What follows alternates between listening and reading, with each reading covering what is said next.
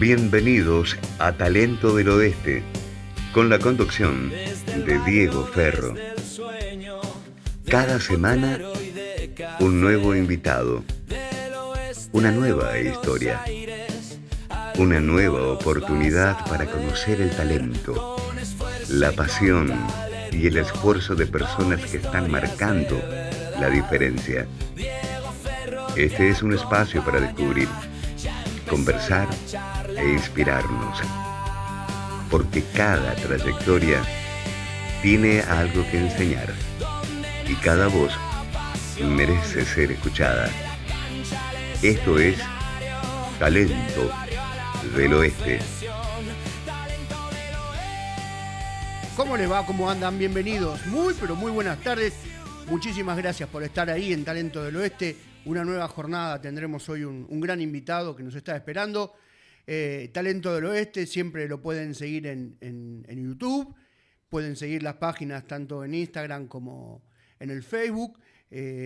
Muchísimas gracias. No me canso de agradecerle, y más con el invitado que hemos tenido en el último programa, con el campeón del mundo, porque sigue siendo campeón del mundo, el gran Mario Alberto Kempes, que ha tenido la gentileza en el medio de la Copa del Mundo de tener unos minutos para brindarnos. Así que muchísimas gracias por los mensajes privados en las redes, pidiendo que sigamos por el mismo camino. La verdad que no tengo palabras de agradecimiento.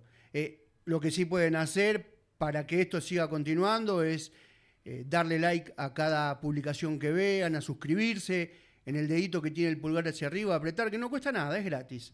Y tranquilamente pueden ayudarnos para que sigamos con este canal, con lo que tiene que ver con Talento del Oeste y con su consigna, que es cómo se reciclan, cómo nuevamente los deportistas de primer nivel logran traspasar esa barrera de dejar de jugar, y la resiliencia se transforma en un nuevo trabajo o en un nuevo estilo de vida, que es lo que nos interesa mostrar. Así que muchísimas gracias nuevamente por seguirnos, por brindarnos su cariño y por estar presente con sus mensajes.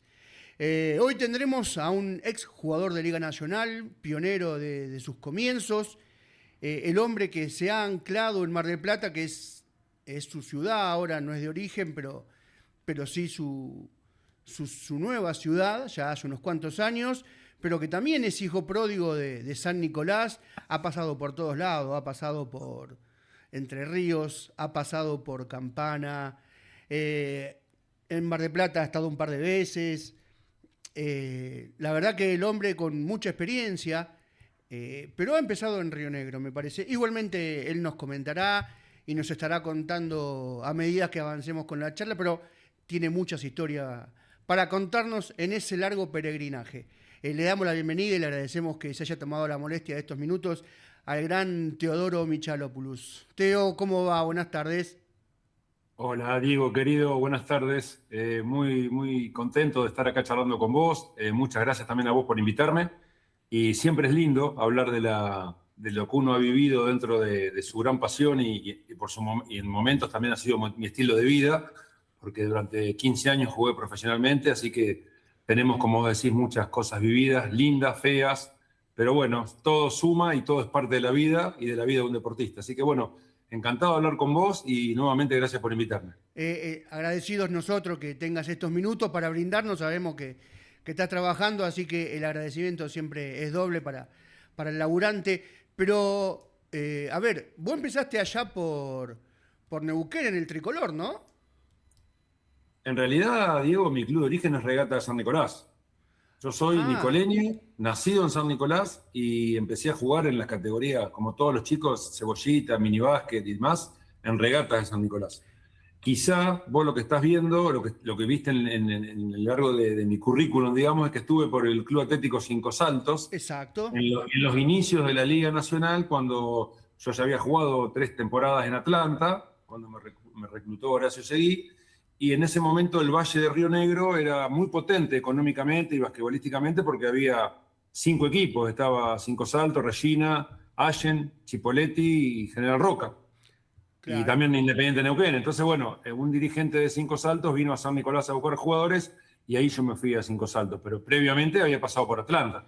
Exacto, ahí ya sabemos que tuviste la posibilidad de estar con Horacio, que venía de ser la mano derecha de León, pero Cinco Saltos da el comienzo a que el griego empiece a hacer sus primeros pasos. Sí, en realidad, antes de que empiece la Liga Nacional, que yo de Regata de San Nicolás, el primer club que a mí me contrata o donde voy a jugar la primera vez semiprofesionalmente es Newell's Old Boys de Rosario. Mirá. Ahí arranca mi historia, digamos, a nivel semiprofesional. En Newell's Old Boys de Rosario yo caigo a un equipo joven donde compartí equipo con, vos te debes acordar, con el Pachi Ottolini, un zurdo Sí. tirador de Santa Paula de Galvez. Después hice el Bueno, exactamente. Ahí tuvimos la suerte de hacer un buen torneo y nos reclutan a los dos, nos llaman para la selección rosarina de básquet, para un seleccionado que jugó un provincial en Cañada de Gómez.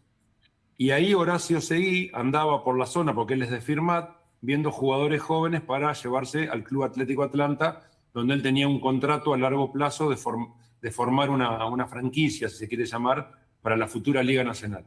Y ahí, bueno, Horacio me ve en ese torneo y va a hablar con mis viejos a San Nicolás para ir a jugar a Atlanta, y ahí yo en el año 83 ficho para Atlanta recién. ¿Cómo fue el destete? Digo, ahora es muy fácil con 17, 16, subirse con el pasaje, vas con el representante, vas al primer equipo y ya está. Tenés la compañía de cualquiera que puede estar con... Pero estamos hablando de 40 años atrás. Sí, totalmente distinto, no había representantes, como te digo, Horacio andaba buscando jugadores jóvenes y directamente fue y tocó timbre en mi casa para hablar con mis viejos. Excelente persona, Horacio, una educación increíble, le cayó re bien a mis viejos. Y bueno, para mí, en ese momento, salir de San Nicolás a Rosario y de Rosario a Atlanta, Capital Federal, a jugar el torneo de la B Metropolitana, Claro. el que ascendía, pasaba a jugar con Obras, con Ferro, con todos los clubes que uno veía en las revistas, era como ir a jugar a la NBA, más o menos, ¿viste? No sé si se puede. Y aparte llegar a Buenos Aires. Aparte llegar a Buenos Aires, donde yo conocía, pero no me manejaba muy asiduamente, así que bueno, pero yo soy una persona que me adapto y como mis ganas de jugar eran lo primero que priorizaba, fui a Atlanta y bueno, el primer año siempre le cuento a mi hijo, yo vivía en una pensión en Chacarita, una pensión sencillita, que tenía agua caliente, calefacción, no te digo que pasé penuria, pero vivía en una pensión, me tomaba el subte, me iba a entrenar a Atlanta y bueno, ahí después en Atlanta fue todo hermoso porque conocí gente excelente y se fue. Ahí se empezó, como quien diría, a formar mi carrera realmente profesional. Aparte, entiendo o creo entender que en ese momento no importa nada de nada, mientras pueda jugar al básquet.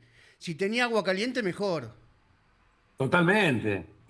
La caída del baño no era muy buena, que digamos. O sea, yo me duchaba en el baño y el agua en lugar de ir para la rejilla iba para la parte de la cama. Pero ya no, yo le daba bolillas. Lo cuento como una anécdota risueña. Pasa a Atlanta, Horacio, la verdad que además de reclutarte desde Rosario, es como tu lugarteniente, porque también tenés la posibilidad, Atlanta asciende en el 85, ¿no? Y Claro. vos ya no perteneces más. No, sí. Yo en Atlanta estuve temporada 83, 84 y 85.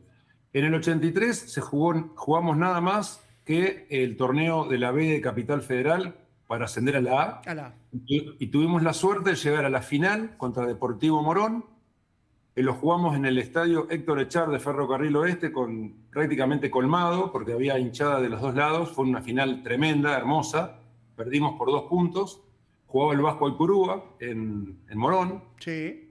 Un partido tremendo. Y bueno, asciende Morón. Nosotros quedamos ahí a la puerta de ascender. Y después, en el 84, me quedo en Atlanta y se empieza a jugar la famosa transición de la Liga Nacional para establecer quiénes arrancaban en la Liga A y quiénes arrancaban en la Liga B. Y nosotros jugamos esa transición y quedamos en la B, que sería después el futuro TNA y demás. Y yo jugué 2 temporadas en la B, el 84 y el 85, en Atlanta. Con grandísimos compañeros, obviamente. Después, si querés, te cuento quiénes eran. No, somos todos oídos. Bueno, ahí conocí al gran Chiche Gornati, que era el base del equipo. Mirá. Un poco cuando yo llego a Atlanta joven, con 19 años recién cumplido, Chiche un poco me apadrina y me toma como compañero y como guía. Horacio también era mi entrenador, pero era también una persona fundamental que siempre estaba preocupado por cómo estábamos y demás. Y después había jugadores de muy buen nivel, como Marito Capobianco, y después había un grupo de chicos jóvenes que ahora ya no son tan jóvenes como todo, pero que eran los juveniles de ese momento que entrenaban con nosotros, que era Marcelo Musladino, el Indio Rodríguez, la Fiera, que bueno, ahora su hija juega en la selección argentina de básquet. Bueno, tengo un grupo de chicos excelentes que aún hoy mantenemos la amistad. Tremendo. ¿Ya lo de Chiche se veía que iba a ser entrenador? Sí, Chiche se veía que iba a ser entrenador porque él manejaba los hilos del equipo desde adentro, pero también en la mesa después corrigiendo errores, charlando con Horacio. Y bueno, era un base que pensaba siempre en pos del funcionamiento del equipo, porque no era un base goleador, sino un base generador de juego. Entonces, él siempre me decía a mí, mirá, cuando hacemos un bloqueo vos tenés que ponerte así, asá, porque yo voy a tratar siempre de buscarte para que vos des la puntada final, porque yo fui con poca experiencia todavía de jugar a ese nivel. Y es muy importante que jugadores de experiencia te vayan guiando, te vayan puliendo y sacando tus cosas buenas y tratando de eliminar tus cosas malas, ¿no? Pasa a Atlanta y después de ahí, ¿cuál es el recorrido? Déjame que te cuente algo muy lindo de la época de Atlanta. Sí, señor. Para mí fue algo espectacular, porque yo llego a Atlanta y yo no conocía todos los pormenores de la lucha de León Nasnudel para la generación de la Liga Nacional. Y Horacio era la mano derecha de León. Claro. O sea, tomaban café todos los días, León, Horacio, Chiche. Medrano y Corrientes. Exactamente, en el café el Tanti, creo que se llamaba, algo así. Bueno, ahí Horacio muchas veces me ha llevado con él, vení, vamos a tomar un café con León y vas a escuchar cosas muy buenas, lo que va a pasar con el básquet. Y yo iba y escuchaba, y realmente era tremendo ver todo el desarrollo que tenía, todo el proyecto de la Liga Nacional que después explotó, y con la León Nasnudel, con la potencia que él quería explicar todo lo que había que hacer con el básquet para que el básquet se desarrolle y lograr la locura que fue la Liga Nacional después. Incluso, me acuerdo que un día nos fuimos abajo a la videoteca que tenía León, donde tenía videos de la NBA, pero videos de la época de los Pistons de Detroit y de todas esas épocas, donde León ponía en la videocasetera y explicaba cómo jugaban la NBA, y para mí era estar como en Disney viendo eso, imagínate. Nunca había visto, sobre todo estando con León Nasnudel, que era una eminencia, que yo lo conocía de nombre y nada más, y el tipo una sencillez bárbara, y por el solo hecho de estar con Horacio, él siempre me dio entrada y cabida para ver bien todas las cosas que él contaba. Y bueno, yo era un pibe y escuchaba todo, y bueno, siempre se lo cuento a mis amigos en las reuniones que viví toda esa época. Tuve la suerte de caer a Atlanta y de estar cerca de Horacio y poder ver eso, ¿no? Poder vivenciar todo eso. La verdad que ser partícipe de eso es merecedor de cualquier halago. Es lo que cualquiera hubiera querido. Sí, pero yo lo viví por una cuestión que el destino me lo marcó, ¿sí? y lo pude vivir y nunca, no me lo olvido más, porque León es, para todos los que estamos en el básquet, es el padre de todo esto que está pasando hoy en día. Totalmente. Salís de Atlanta, ¿y cuál es el destino?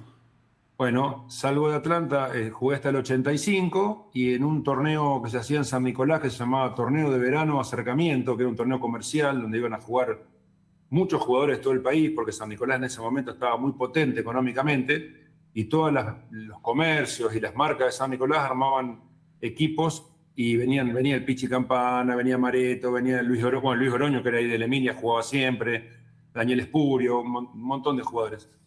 Y vienen dirigentes de Cinco Saltos, más o menos algo parecido a lo que pasó con Cañada de Gómez cuando Horacio me ve en el Provincial. Estos dirigentes de Cinco Saltos van a ese torneo, que sabían que había muchos jugadores, y Cinco Saltos era una ciudad chica que quería armar un buen equipo. Mirá. Y como no podía contratar jugadores del primerísimo nivel, como puede ser el pitch y demás, que no le daba el presupuesto, nos contrata a nosotros, que éramos jugadores de segunda línea, pero que para ese torneo éramos más que importantes para ellos, ¿no? Totalmente. Vos que sos de la camada de Willy González, Claro, exacto, exactamente. eh, Con Willy González fui compañero de ese Atkinson, equipo de Cinco Saltos, exactamente. Año Atkinson, 1963. total, Atkinson, Sueldo, Montaldo. Exactamente. Ese equipo de Cinco Saltos. ¿Y sabés con quién tuve la suerte de jugar ahí? Con Melvin Melvin Johnson. Johnson, que después anduvo Sí, por Pico, por todos jugador de lados. lujo. Total. ¿Ya se mostraba Melvin que iba a ser una figura en la Liga Nacional? Sí, era una cosa tremenda. Lo que pasa es que Digo, muy joven para muy esa joven, época. él y el que vos nombraste, Emery Atkinson, eran dos jugadores extranjeros. En ese momento, imagínate que la Claro. Liga C tenía dos extranjeros de ese Oh, nivel. no, un poder económico tremendo eso. Tremendo. En Deportivo Roca estaba un jugador que se llamaba Carlton Johnson, que era una bestia como jugaba. Bueno, y Deportivo Roca es el equipo que nos gana en la clasificación para la Liga B, porque Emery Atkinson se lesiona y bueno, no puede jugar y con un americano era mucha ventaja. Que juega Melvin Johnson solo, que la rompe, pero Sí. no pudimos clasificar. Pasa que todos los rivales estaban en la misma condición de tener dos americanos. Entonces, Todos, a todos. ver, un americano Chipoletti. estaría bien, pero cuando el resto de los rivales compiten en igualdad de condiciones, si no te ves desfasado. Totalmente, sí, era clave tener los dos americanos a pleno en ese torneo del Valle, porque era fortísimo. Y Mirá. había una rivalidad entre las ciudades vecinas tremenda, porque, bueno, se generó todo ese folclore que estuvo buenísimo. La verdad que la pasé muy, muy bien ese año en Cinco Saltos.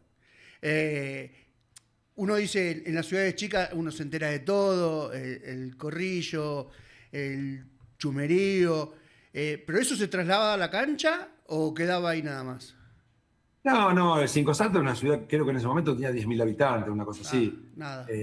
La gente a nosotros nos tomaba como parte de su familia, ¿no? O sea, todos los fines de semana nos invitaban a algún lugar de familia o a comer un asado, o a pasarla bien, o ir al lago Pellegrini, que estaba ahí cerquita, a disfrutar de una tarde. Y Hermoso. la cancha se llenaba porque era un gran galpón donde la mitad lo habían hecho la cancha de básquet impecable y la otra mitad era un cajones bin de esos cajones grandes para exportar manzana a todo el mundo. Así que imagínate lo que era la potencia que tenía, tanto económico como la euforia de la gente de tener un equipo profesional. No, muy lindo, la verdad que fue todo lo que generó la Liga Nacional al inicio, que lo vivimos todos los jugadores ochentosos, entre comillas, ¿no? Total, total. Ese nivel que vos pudiste tener en los comienzos hace que Horacio te llame dentro de un grupo de jugadores para ir a Peñarol a probarse.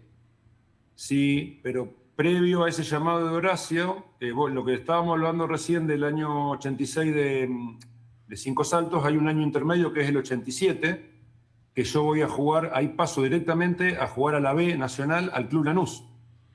Ah, ¿La mira. tenías a esa? No, Bueno, me te desarmaste, cuento. ¿eh? En el año 87 juego toda la Liga B en el Club Lanús bajo las órdenes de Augusto Pastore como entrenador, Sí.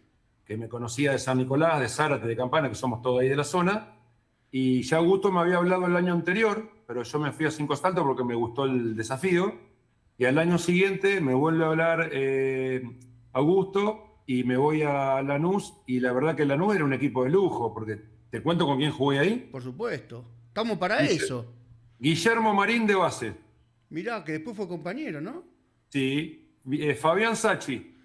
Fabián, que pasó por Ferro, por el... Sí. Pablo, más jovencito, Pablo Lamare.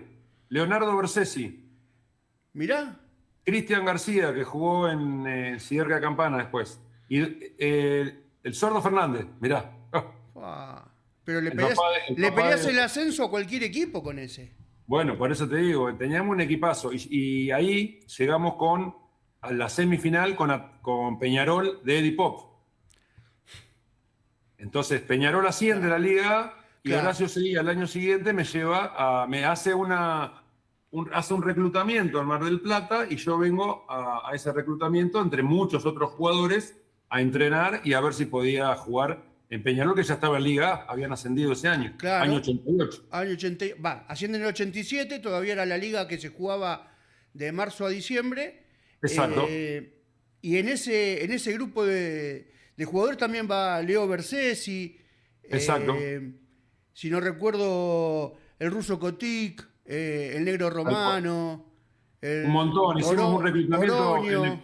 exacto, en el club Kimberley y jugamos 2 partidos amistosos con Olimpo de Bahía Blanca, donde Horacio en esos 2 partidos rotó a todos los jugadores que habíamos venido a ese campus, entre comillas, y bueno, tuve la suerte de jugar bastante bien esos partidos contra Olimpo de Bahía Blanca, pero no termino arreglando. Yo me vuelvo a San Nicolás nuevamente y quedo al habla con un dirigente, un querido dirigente de acá de Peñarol, Víctor Ochoa, hoy fallecido, una persona excelente, y me dice, bueno, vos quédate tranquilo que si llegamos a un acuerdo yo te aviso. Y bueno, después hubo movidas internas, porque vos te imaginás que en ese momento Peñarol, recién ascendido a la Liga A, Claro. había muchas ganas de jugadores de jugar en Peñarol ese año. Y bueno, tuve la suerte que por una movida de contratos y demás, me llama Víctor Ochoa y me dice, venite el fin de semana porque firmás para nosotros. No, ya está. Y bueno, me vine para Mar del Plata y ahí arranca otra historia totalmente aparte de mi vida porque fue como un cambio. Desde ahí en adelante cambió mi vida, ¿no? ¿En qué sentido? A ver. Bueno, primero la alegría de estar jugando en un club como Peñarol, que un club emblemático de la liga y en la máxima categoría, que era la primera vez que yo iba a jugar en la máxima categoría. Y segundo, que acá en Mar del Plata, estando acá en Mar del Plata a los 2 o 3 meses que estábamos ya entrenando y demás, conozco a mi actual esposa, Mirá. que es la madre de mis hijos y la abuela de mis nietos. Te di el pie justo para que te lucieras, la pongas a tu esposa en el pedestal y después sigamos con la charla de básquet. Pero imaginé, No. imaginé que venía por ese lado. Y sí, Uno- porque a partir de ahí se fue desarrollando todo el resto de mi carrera, donde yo seguí con el peregrinaje, digamos, ¿no? de un jugador de básquet. Pero cuando decidí colgar los botines, digamos, decir, bueno, hasta acá llegué, y mi idea siempre fue seguir viviendo en mi ciudad de origen, en San Nicolás. Porque, qué sé yo, San Nicolás yo conozco a todo el mundo, mi Claro. viejo tenía una inmobiliaria donde yo ya había estado empezando a incursionar con él y era más que nada continuar con la firma de mi papá. Y lo intentamos, vivimos unos años en San Nicolás, pero mi esposa tiró para Mar del Plata.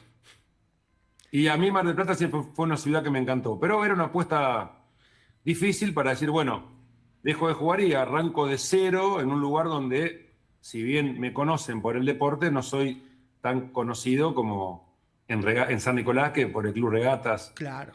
prácticamente nos conocíamos todos.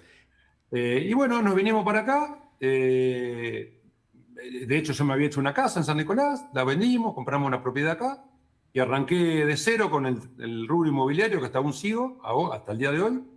Y gracias a Dios se fue dando todo bien, tenemos una buena calidad de vida y vivimos muy, muy bien en una hermosa ciudad, porque Mar del Plata es una de las ciudades más lindas Totalmente. del Digo, país. ¿cuán importante es para la carrera de un deportista de primer nivel? Me refiero al primer nivel cuando es el tope del profesionalismo, en este caso Liga Nacional o TNA, y tener que solamente ocupar su cabeza en entrenar y en descansar y que todo lo demás delegue en su compañera, ¿no? Y te diría que es fundamental, porque depende mucho de esa elección y también suerte, porque uno puede elegir por el Sí, sentimiento, obvio, pero por ahí puede obvio. tener una compañera que no lo apuntale en ese sentido. Y yo la verdad que con Marta, mi esposa, me saco el sombrero porque ha sido espectacular como me ha acompañado. Vos imaginate todas las mudanzas que hemos tenido en todo Obvio. este tiempo. Y después, además, que también trabajó conmigo en el rubro inmobiliario, Claro. compañero de hace 20 y pico de años juntos, y bueno, marchamos. Con nuestros sinsabores, como todo, pero ¿A quién no? marchamos. Tu carrera creo que se divide en dos. Hasta que llegaste a Peñarol, hasta el inicio de la A2 y después lo que haya venido después. Ese virus intrahospitalario que casi te deja sin seguir jugando, ¿no? Sí, sí, eso fue bravísimo. Fue un antes y un después. Estando acá en Peñarol, lamentablemente, ese año, yo ese año pude jugar nada más que media liga, porque después de ahí fue cuando tuve ese problema en la rodilla. Bueno, que todo el mundo del básquet me conoce porque ya una foto mía sin rodillera es difícil de encontrar en las revistas o lo que sea. Yo tuve un virus intrahospitalario en una operación muy sencilla que prácticamente me deja... bueno, los médicos me dijeron que no podía jugar nunca más al básquet, obviamente, y menos profesional. Pero bueno, tuve qué sé yo, no sé, algo de arriba que me ayudó, pero fundamentalmente gente que me ayudó mucho, entre ellas mi esposa, y un preparador físico de acá de Mar del Plata que se llama Bernardo Frontini, que aprovecho para nombrarlo porque me ayudó tremendamente para poder recuperar mi rodilla y poder volver a jugar profesionalmente, que jugué casi 10 años más. Así las tengo ahora, ¿no? Pero bueno, sí. No te lo quita nadie. No, obvio. ¿Cómo empieza a tallar en la cabeza de alguien que te dicen, mira, es difícil que no sigas jugando? ¿Cómo? A ver, o recuperás fuerza de donde no las tenés y las ponés, o la depresión te termina ganando. No, primero fue un mazazo, ¿viste? Como diciendo, no, si no juego al básquet, ¿qué hago de mi vida? Tenía 25 años. Y segundo, soy muy cabeza dura, muy tesonero, muy resiliente, se llama, creo, la palabra. Sí, señor. Cuando logro que Bernardo Frontini me ayuda a pasar la flexibilidad de la rodilla a los 90 grados, yo ya logro subirme arriba de una bicicleta y empezar a andar, y eso me ayudó un montón. Y Bien. después, bueno, todo lo que es el trabajo de fisioterapia y de entrenamiento. Claro. Yo siempre le cuento a mi hijo, que también es deportista, y le gustan mucho los autos, las carreras de autos, más es muy guerrero, y le digo que yo toda la vida jugué con una pierna como si uno corriese una carrera de auto con una goma con menos libras. No pinchada, pero menos, ¿viste? Una cosa así. Y se ríe, y es verdad, porque claro, yo con mi pierna izquierda nunca más me respondió de la misma manera que la otra. Pero logré disimularlo con distintas mañas de juego y jugué. No sé cómo, pero jugué. Sale Peñarol de este contexto y empieza a tallar Concordia, la ciudad de Concordia, con Estudiantes, ¿no? Estudiantes de Concordia, donde voy a jugar justamente con Guillermo Marín, con el Lolo Farabello, con Neldes Bulling.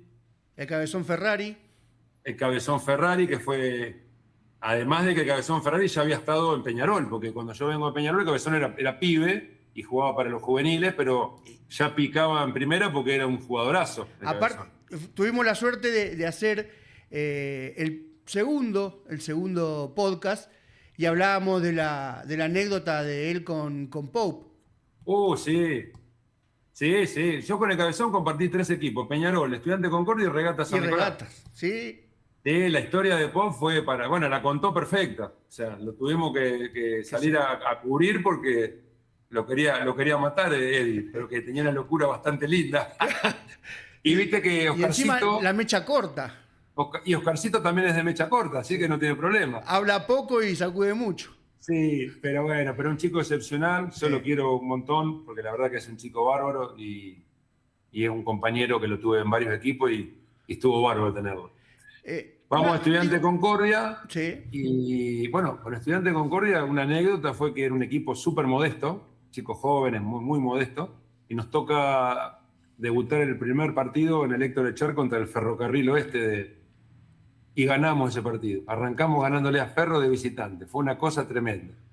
Y después hubo muchos problemas económicos con la hiperinflación en el año 89.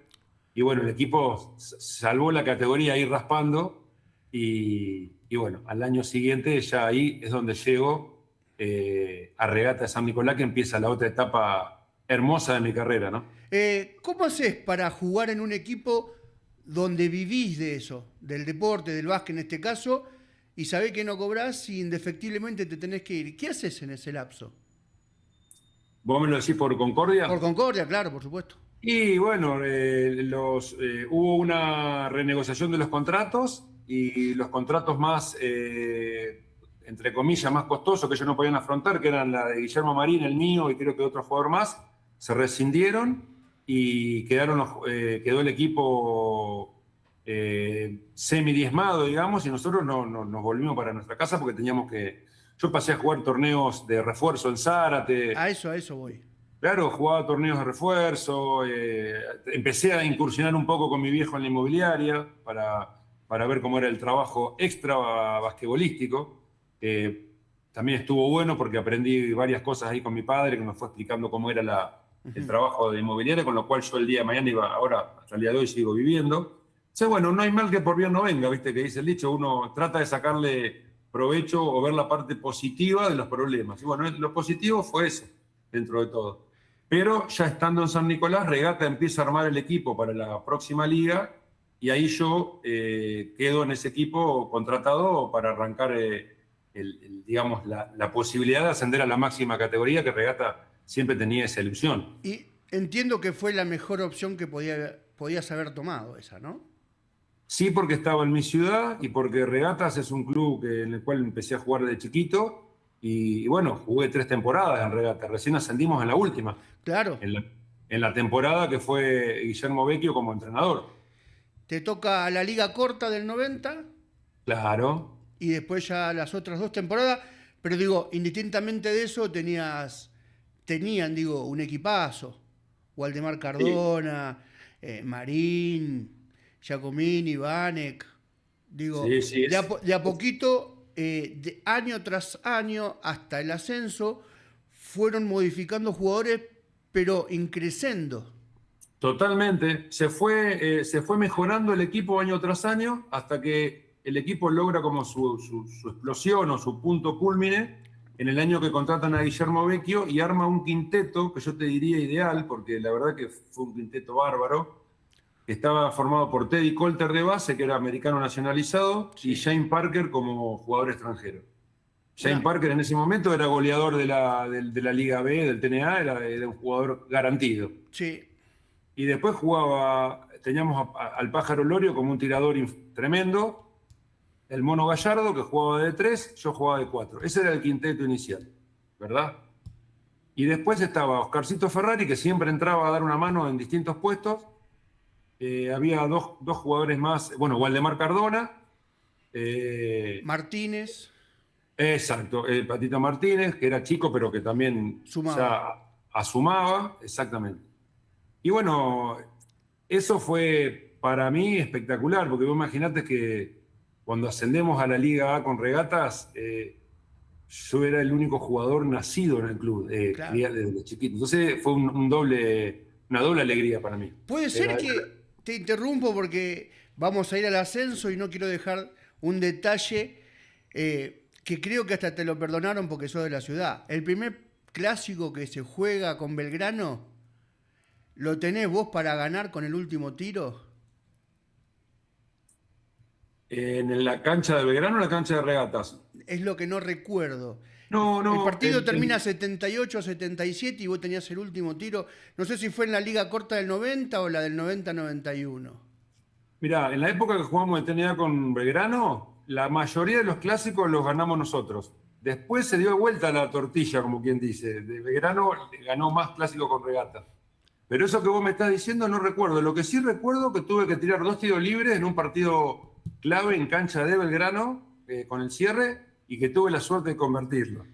Entonces, es más probable que sea eso. Sí, y que estaba mi viejo, porque mi viejo es de Belgrano. Él toda la vida fue a Belgrano, pero mi viejo era un tipo tan querible que lo querían de los dos clubes. Y mi viejo estaba en la cancha, calladito la boca, sentadito ahí, claro, y bueno, se jugaban los clásicos que te imaginas, se paraba la ciudad. Obvio. Sí. Se van formando esos equipos. Creo que Regatas debe ser en el ascenso ese equipo de la 91-92, como esos equipos que salen de memoria, ¿viste? Uno se acuerda de Atena del 87, del 88, que vos tenés el Pichi Campana, Milanesio, Filioy, después aparece Diego Sela, o el Ferro de los 80, Cortijo, Mareto, Tun, Uranga. Y ese equipo de Regatas creo que en el ascenso quedó en la memoria de todos, me parece. Debe ser, como vos decías, por el nivel que tenía. Sí, o sea, compararlo con esos equipos para mí es demasiado en el sentido de que son jugadores de altísimo nivel, pero en chiquito el funcionamiento que tenía Regatas, que teníamos en ese momento Regatas, es como vos decís, nos entendíamos de memoria, cada uno tenía su rol, nadie intentaba hacer el rol que no le correspondía, y bueno, Yo lo que más hacía era poner todo en la cancha y más. Por eso los chicos de la hinchada siempre me dicen que yo era el emblema de regatas, pero en realidad yo lo que hacía era dejar todo en la cancha como me salió jugar toda la vida. Eso fue lo que me decían cuando hablé con gente de San Nicolás, me decían Micha, Micha, Micha, como ayunta, ¿viste? Sí, Huevo, huevo, huevo. sí, sí. Primero los empieza dirigiendo Pedro Escaraín, ¿no? Exacto, Y después toma la posta la Tota Vecchio. exactamente. ¿Ya era loco en esa época, Vecchio? Edgardo, sí, pero un loco lindo, Sí, porque obvio. es un loco que te potencia, que genera una competencia interna dentro de los entrenamientos que realmente hace que el jugador, cuando va a la cancha, juegue al 110% y genera en el jugador una autoconfianza de que el rival no es más que vos nunca. Siempre vos tenés un arma para poder superarlo y que el equipo, ante todo, es lo que tiene que primar antes que la actuación individual de cada uno. Ya, Sin descartar la función del goleador, como era el Pájaro Lorio, del generador de juego, como era Teddy Colter y demás. Pero bueno, yo tenía mi rol, sabía que podía tomar menos tiros que otros compañeros, pero también había partidos que podía anotar, había partidos que tenía que defender y rebotear, había partidos que tenía que bloquear, y bueno, todo en pos del funcionamiento y del triunfo del equipo. cuando llegan a ese famoso juego semifinal con Banco Córdoba, que también era un equipo poderoso, Sí, si uno mira los números finales, ustedes de 33 terminan ganando 26 y Banco Córdoba de 32 termina ganando 23. Digo, era muy muy parejo bueno. el nivel. Eh, Empezaba a tallar en la cabeza de decir, y ahora es la moneda para arriba y a lo que salga. En realidad, Banco Córdoba tenía un equipazo también, tenía un americano que se llamaba Davis, me parece que era una bestia, tenía a Caco Colla, a Que de- Nano Poseto, Después tenía un flor de termina, equipo. el Caco termina jugando en regata después, En Belgrano, en Belgrano. en Belgrano. Belgrano, Caco termina jugando en Belgrano, creo que hoy actualmente vive en San Nicolás, me parece. Sí. Pero digo, Y, esa serie final con Banco Córdoba, se palpaba esa tensión de decir, bueno, todo lo que añoramos tanto tiempo acá en San Nicolás, estamos a 3 partidos.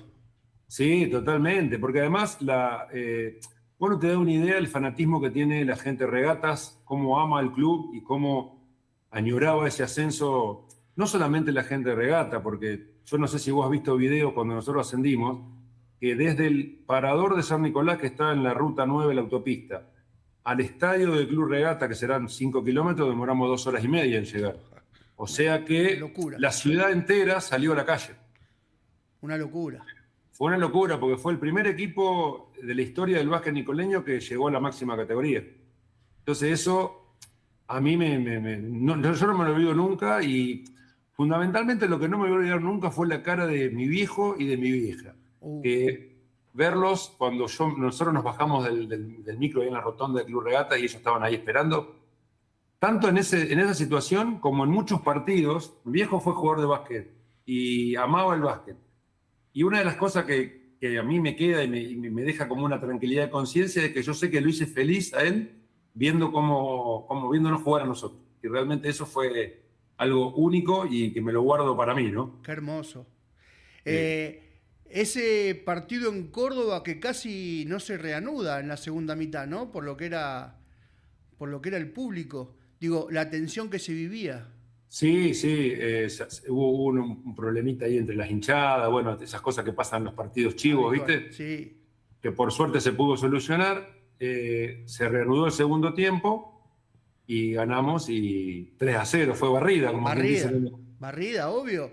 Barrida. Y bueno, ese partido, lo que jugó Teddy Colter fue algo impresionante. Creo que fue el mejor partido de toda la liga, de todo el torneo de Teddy, fue ese partido. Jugó bárbaro, yo a Teddy lo adoro, un muchacho espectacular. Y bueno, no parábamos de abrazarlo y de agradecerle lo que jugó ese partido, porque la verdad que la rompió, la rompió. Eh, la verdad que a veces, después le toca jugar con Santa Paula, entiendo que era un detalle, ¿no? Sí, pero nos aflojamos nosotros con la Santa Paula, ¿eh? Claro. Cometimos el error de aflojarnos porque ya habíamos estado una semana de festejo. Y bueno, se jugó el partido, perdón, para dictaminar quién era el campeón. 1 y quién era el 2. Pero los dos ascendíamos a la Claro, Liga Nacional. directo. Y fue un solo partido, y nos gana Santa Paula jugando bien, nos gana merecidamente, sí, sí. Es difícil, Pero ya ¿no? te digo, estábamos con otra mentalidad. Claro. Ya lograste lo que querías. Lo otro era un premio, un refuerzo al premio, pero Tal cual. es difícil, entiendo. ¿Te hubiera gustado que ese equipo que asciende te encare a vos como partícipe de la primera temporada en Liga Nacional? Obvio que sí, pero Guillermo Vecchio me habló bien, y me dijo que si yo en ese momento ya venía de varias temporadas buenas en el TNA y me había afianzado como un jugador, digamos, garantido para el TNA. O sea, era un 4, que tuve la suerte de que varios equipos me hablaron. Qué sé yo, tuve la suerte que Mario Guzmán me llamó para ir a Independiente de Pico. Mirá. Sale lo de Siderca de Campana, que es mi próxima camiseta después del ascenso. Me hablaron de Junín, bueno, me hablaron de varios clubes. En ese momento te hablaban los entrenadores, porque todavía no había tantos representantes. Salvo el de... bueno, te cuento lo de Guillermo Vecchio. Me dice, mirá, si vos te quedás en el equipo de Liga A, vas a jugar pocos minutos y tenés que mejorar mucho tu condición física con respecto a mi rodilla, porque tenía que jugar en un puesto un poco más abierto de la canasta y quizá podría haber sido más vulnerable defensivamente. Y yo lo entendí. Y después, bueno, se armó un super equipo, porque vos te acordás la plantilla de regatas al año siguiente del ascenso. Fue tremenda. Y esa campaña lo lleva a Vecchio a dirigir la selección. Claro, pero lleva a Romano, a Nero Romano, a Milovic, a Picalú, a Raca, a Cocha. Mirá los nombres que te estoy diciendo. Sí. O sea, un super equipo. A todo jugador le gusta jugar. Yo hubiese jugado pocos minutos en ese equipo y tuve la suerte, entre comillas, que me habla Carlitos Prune, que era un representante que estaba empezando. Carlitos me dice, mirá, te voy a conectar con Raúl Belcuore, que te quiere para la Siderca de Campana, para que juegues de 4. En el quinteto inicial, que es lo que uno quería, jugar, ser parte del equipo y ser protagonista de los resultados, tanto bueno o malo, pero ser parte, ¿no? Y Prunes tuvo un paso por Lanús, creo, ¿no? Sí, creo que sí, Carlitos tuvo un paso. Salió de San Lorenzo y pensé que a lo mejor habían sido compañeros en Lanús. No fuimos compañeros, nos cruzamos. Mirá. Él ya estaba más en la faceta de representante y él me hizo el contacto, a pesar de que yo lo conocía, Raúl Belcuore, porque es de Pergamino. Y voy a Campana, que juego 2 temporadas que fueron espectaculares, porque fueron muy, muy buenas deportivamente, humanamente. Ahí, estando en Campana, nace mi hijo, o sea que muchas cosas lindas en Campana. Viendo decir, tuviste un par de temporadas con unos números que realmente fueron asombrosos, tanto en lo personal como en el equipo, ¿no? Sí. Digo, sí. La primera temporada lograron una 6ª posición impensada para el inicio de la temporada, ya que habían quedado primeros después en la zona sur, que era la segunda ronda, y habían jugado entre los primeros 4 de la zona norte y la zona sur para ver el orden, ¿no? Del primero al cuarto, a ver quién enfrentaban, y desgraciadamente les tocó quedar afuera con Deportivo Madryn. Exactamente. Pero eso no elimina, la gran campaña que habían hecho. Hicimos una muy linda campaña y fundamentalmente se formó un muy buen grupo humano, ya que había personas excelentes como Ricky Palacio, Sergio Bruni, Rubén Mignani, bueno. Tremendo. Sí, Rubén Neneo Mignani. Bueno, se formó un lindo equipo y sí, un club de primera, Siderca, la verdad que me saco el sombrero porque es un club espectacular y nos daban todo lo que necesitábamos como jugadores. Ahí sí pensábamos nada más que entrenar y jugar, realmente. Qué lindo, ¿no? Llegar a ese tipo de club y que sea solamente esa la función, entrenar y jugar. Descansar, jugar y cobrar, y que sea todo como Cual. corresponde. Digo, Palacio, lo nombraste a Palacio. Ese fue, al año siguiente fue el entrenador de ustedes, ¿no? No, yo con Ricky compartí equipo como jugador y después, al poco tiempo, Ricky dejó de jugar y Ahí. fue entrenador de un equipo de Ciderca que llegó a punto de ascender Claro. también, con Nelson Ingles, con el Loco Dubois, y bueno, Manu Locatelli, un equipazo armaron también. Sí. Por eso pensé que había sido a la otra temporada que tuvo con vos. De hecho, la otra temporada también siguió estando Tito Belcuore, creo, ¿no? Sí, Raúl Belcuore y el profe Bonesi como preparador físico, que la verdad que nos tenía impecables porque muchas de las cosas que se lograron fue por cómo estábamos físicamente todos. ¿Fue muchísimo más fácil poder jugar con Carlitos Eimos? Sí, espectacular, un señor. Un Aparte, señor con toda como la historia que trae, ¿no? Carlitos Seimos cae a Ciderca casualmente porque lo cortan de Jepu de San Luis Y venía de ser campeón. y venía a ser campeón y él viene a jugar con nosotros a Ciderca de Campana con una humildad como si viniera de jugar de, no sé, de un club de quinta categoría y venía de allá arriba y realmente un señor, porque además, como vos decís, a los que jugamos al lado de él se nos facilitaba un montón por su gran despliegue defensivo. Carlitos fue el jugador defensivo por excelencia de la Liga Nacional Total. y tuvimos la suerte de compartir cancha con él. También había sido campeón con Ferro. Digo, Sí, tenía unos palmarés en la espalda como para bancarse el equipo. sí, y tenía una calidad humana y una educación única, fuera de serie. Una buena campaña nuevamente. Eliminan a Luz y Fuerza, ese Luz y Fuerza del Chubi Subiele, de Garner. Y Exacto. les toca llegar a semi. Y bueno, justo hablando del sur, de Valle Inferior, ahí quedan 3-2 afuera, ¿no? Con el equipo Exacto. que era el equipo Contra Valle Inferior de Viedma, de Sandón. de Leo Sandón, exactamente. Un muy buen equipo. Total. Y bueno, llegamos a semifinal, a punto de pasar a la final, y bueno, ahí se terminó la campaña, pero fue excelente, también impensada para lo que era Ciderca Campana. Eso, digo, cuando llegás haces el análisis, ¿no? Las dos temporadas. Decís, un sexto puesto, no un sexto puesto, sino a dónde llegamos. Otra temporada más, todavía nos repasamos en Sí. lo que esperaban de nosotros. Logramos un mejor puesto. ¿Conviene seguir jugando en ese tipo de equipo donde decís, esperarán más de nosotros, querrán que ascendamos, tenemos equipo para ascender, o sigo probando suerte en otro tipo de equipos? Mira, cuando uno está en la vorágine de la renovación de los contratos, se siente una linda adrenalina en ese espacio intermedio entre torneo y torneo, porque ahí hay oferta y demanda libre. Entonces vos no sabés si te vas a quedar en tu club, o si en tu club están hablando con otro jugador de tu puesto, que quizá tienen otra expectativa. Y bueno, yo jugué 2 temporadas en Ciderca y a la tercera no renové. Seguí otros caminos y bueno, tuve, entre comillas, la suerte de poder volver a regatas y jugar un año, aunque sea, en la máxima categoría en mi club. Que me saqué ese gustito, esa espinita que tenía Totalmente clavada de cuando me fui del ascenso. Pero ya volví a regatas con un poco más de edad. Pero bien, todavía bastante bien físicamente. Y jugué una temporada con un equipo, pero te diría de lujo, porque ese quinteto de regata dio que hablar. Al margen de que llegaste al equipo de tus amores, diríamos, ¿no? Porque es tu ciudad, que te ha visto crecer, salir.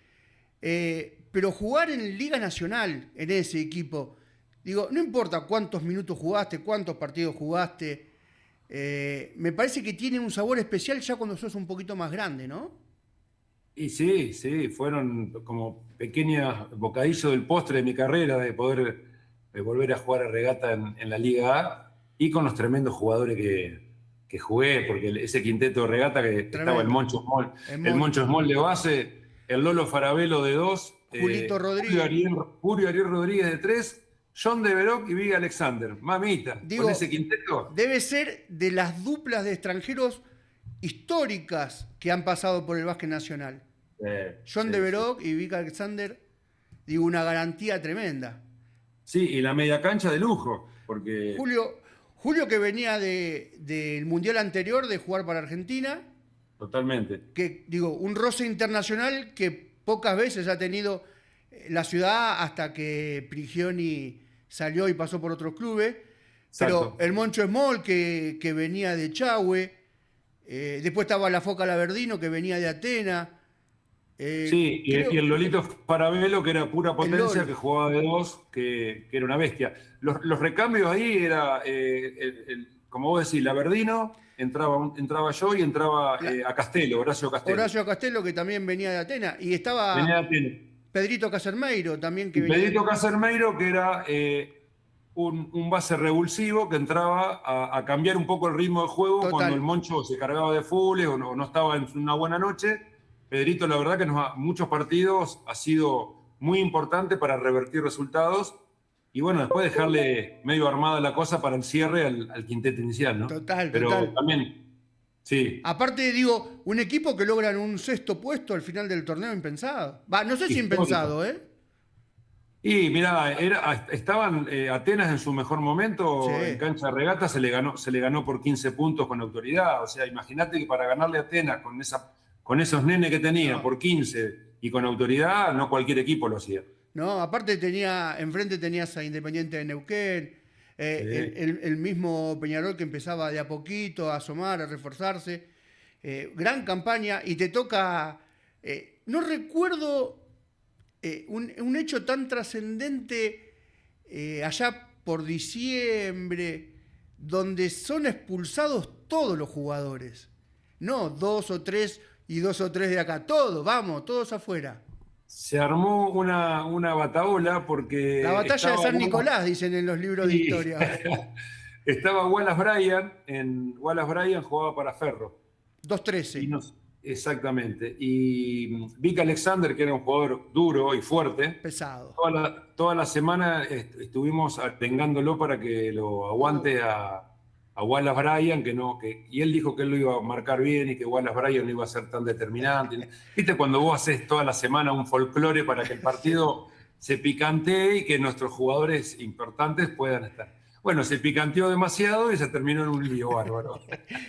Pero bueno, son cosas del deporte y después terminamos todos saludando. No, Totalmente. no pasó a mayores. Tuviste la chance, la posibilidad, un gran año en regatas, Liga A. ¿Y ciclista levanta el teléfono y te llama? Exacto, me voy a Ciclista de Junín. ¿Cómo fue esa experiencia ahí? Junín, No, digo, una ciudad hermosa, cerca de San Nicolás, sí, una para el otro lado. experiencia linda, un club con bastante problemas económicos también y organizativos, pero tuvimos una temporada regular. Ahí jugué también con Pájaro Lorio, con César Pastorino. Ahí tuve la muy mala suerte de lastimarme el hombro. Yo me luxo el hombro jugando el último partido en el Rucaché, Neuquén, Sí. y me tienen que operar del hombro. Entonces yo quedé un año, bueno, no quedé muy bien del hombro. Entonces al año siguiente me hablan para ir a jugar a Central Entrerriano de Gualeguaychú, Horacio Sí. Schaumann, el técnico. Y llego, después, te estoy hablando después de lo de Junín, ¿no? Sí, Que obvio, quedo obvio. mal del hombro. Llego a Gualeguaychú y yo empiezo a entrenar, había recuperado mi brazo y demás, pero yo noto que mi brazo no estaba bien, que tenía una cierta inestabilidad. Entonces, antes de que cierre el libro de pases, hablo con los dirigentes de Gualeguaychú y le digo, mira, yo me vuelvo para Mar del Plata porque no estoy bien, no quiero firmar un contrato y después a la semana o al mes quedarme para una cirugía que te dejo sin Claro. un jugador titular. Me dijeron que no, que me quede, que pruebe. Yo no, estaba mal porque no me sentía bien del brazo y me vuelvo a Mar del Plata. Estoy un año sin jugar, que yo pensé que iba a ser el último año, que ya no jugaba más. Me opero el hombro, recupero muy bien, gracias a Dios, con un traumatólogo acá de Mar del Plata, Gustavo Navasa, que lo nombro, es una eminencia, y bueno, me ayudan a recuperar el hombro. Y al año siguiente, Horacio Schaumann me da la oportunidad, la revancha, de volver a jugar una temporada más en el TNA, en Central Entrerriano, y me la juego y me voy a jugar a Central Entrerriano, y ese fue definitivamente mi último año en el TNA. Eh, ¿Estuvo Fabio Dempti ahí? ¿Lo tuviste a Fabio? ¿En En Central Central, Terreno?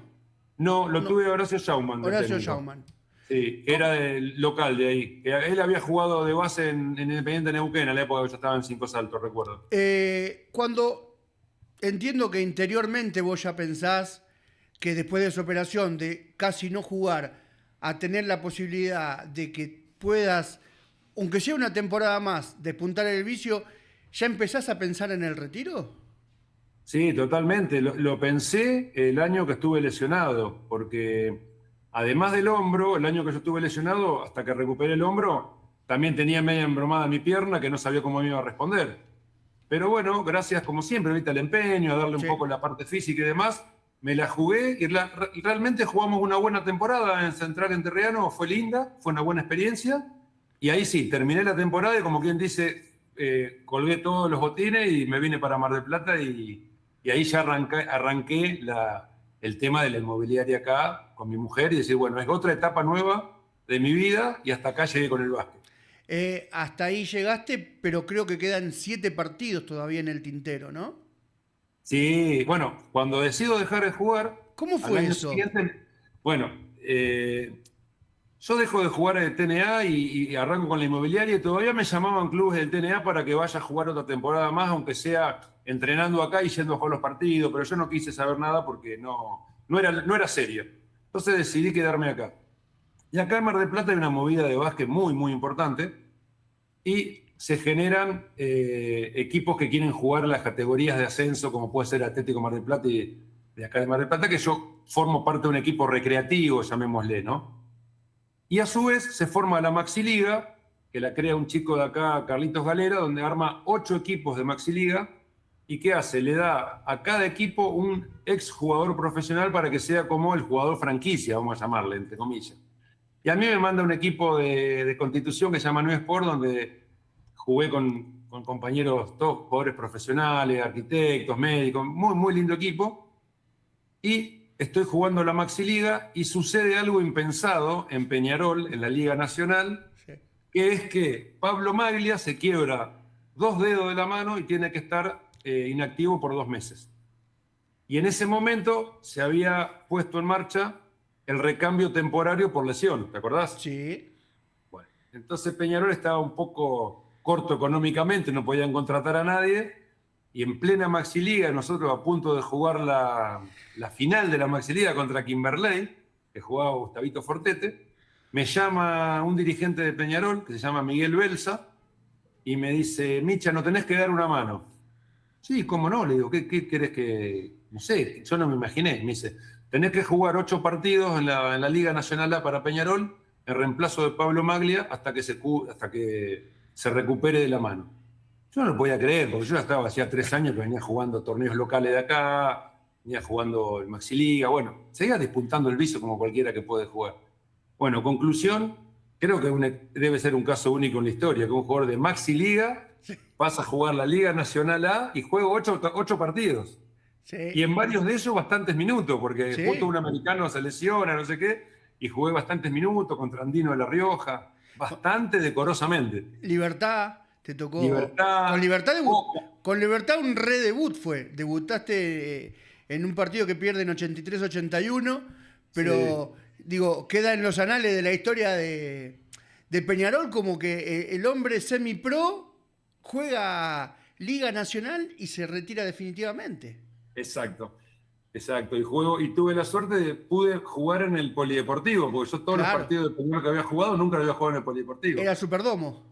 Era Superdome, así que jugué en el polideportivo y bueno, fueron mi hijo, mi esposa, todos, mis sobrinos, todo a verme. Así que bueno, estuvo lindo, estuvo Si, lindo. si había una forma de retirarse era esa, ¿no? Sí, se dio y gracias a Dios fue lindo, fue muy lindo. Y, y- La verdad, 7 puntos en un solo partido, los 7 puntos, así que te da un promedio de 1 punto por partido. bien, Número redondo. sí, es verdad, no me acordaba, mira. Cuando te sentás en ese sillón, pensás, decís allá por los 80 cuando empecé, ¿te imaginabas esta carrera? No, ni por las tapas, ni por las tapas. No, no. Y además, cuando yo era chico, yo no te conté algo que te va a dar mucha risa, la gente se va a reír, se va a divertir. Yo en las categorías inferiores era gordito, no era tan alto, era suplentón, digamos, ¿no? Había otros jugadores que se destacaban. Después pegué un estirón, naturalmente, físicamente, a los 16 años. Entre los 16, los 17 y 18 crecí 15 centímetros. Y tampoco era un fanático, digamos, esos tipos que dice voy a jugar profesional al básquet cuando sea grande. Se fue dando todo naturalmente, todo lo que se me dio se fue naturalmente. Después, bueno, obviamente uno le puso el empeño que le puse cuando te conté de mi lesión y todo ese tipo de cosas.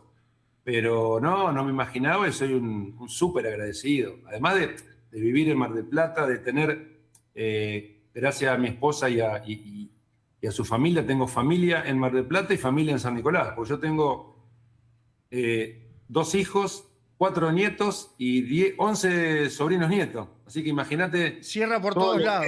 El familión que se armó, ¿viste? Hermoso a fin de año eso. Sí, sí. Teo, querido, la verdad, un agradecimiento que pases por estos micrófonos. Otra historia de resiliencia de un hombre que no pensaba ser profesional, se termina retirando como un profesional y entre medio pasaron infinidades de historias y de clubes que han hecho que el básquet nacional tenga a alguien más en donde poder pensar que la resiliencia siempre es posible. Sí, muchas gracias a vos. Y vos sabés que el tema de mi lesión yo la tomé muy positivamente, porque quizás si no hubiese tenido ese problema que tuve, yo siempre hago un análisis y lo veo siempre positivamente, quizás no hubiese sido el jugador que fui, quizás hubiese sido un jugador más intrascendente, pero yo creo que, o no, uno nunca sabe, pero yo creo que el problema que tuve me fortaleció y me ayudó a desarrollar una carrera discreta, pero respetada, y bueno, además lo más lindo que te deja el básquet es estas charlas que estamos teniendo con vos, recordando anécdotas y teniendo amigos que aún hoy vienen a Mar del Plata y automáticamente lo primero que hacen me llaman y nos juntamos a tomar un café o vienen a casa a comer un asadito y todo lo que te deja el básquet en la vida cuando uno es una persona como la gente, ¿no? Muchísimas gracias, Teo. No, gracias a vos por la nota, por el podcast y hermoso, así que cuando quieras a disposición. Muchísimas gracias. Y te felicito por cómo llevas adelante todo este desarrollo hermoso que haces del básquet y del deporte. Muchas gracias, Teo. Abrazo grande, ¿eh? Abrazo grande.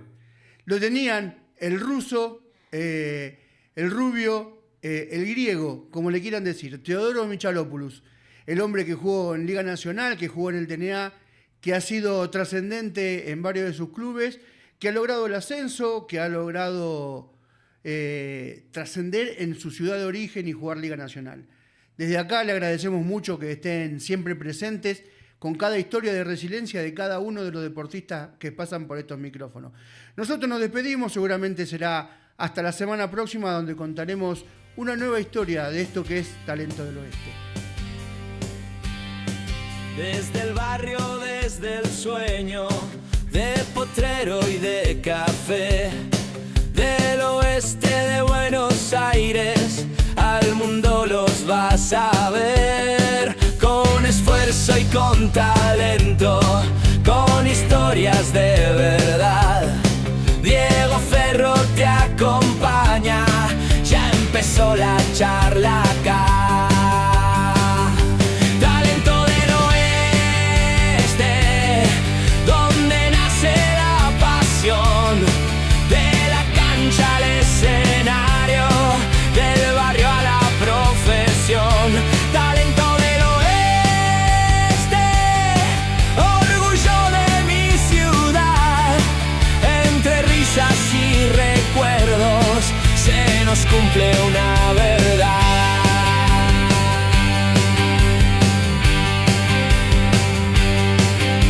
De músicos y de actores, de deportistas también, que empezaron desde abajo y hoy brillan donde los ven. Cada historia es un camino, una lucha, una razón, que demuestra que en el oeste late fuerte el corazón. Talento del oeste, donde nace la pasión, de la cancha al escenario, del barrio a la profesión. Talento del oeste, orgullo de mi ciudad. Entre risas y recuerdos se nos cumple una verdad. Historias que inspiran, voces que quieres oír. Un domingo, una semana, siempre hay algo por sentir. Diego escucha, Diego pregunta, Yeah.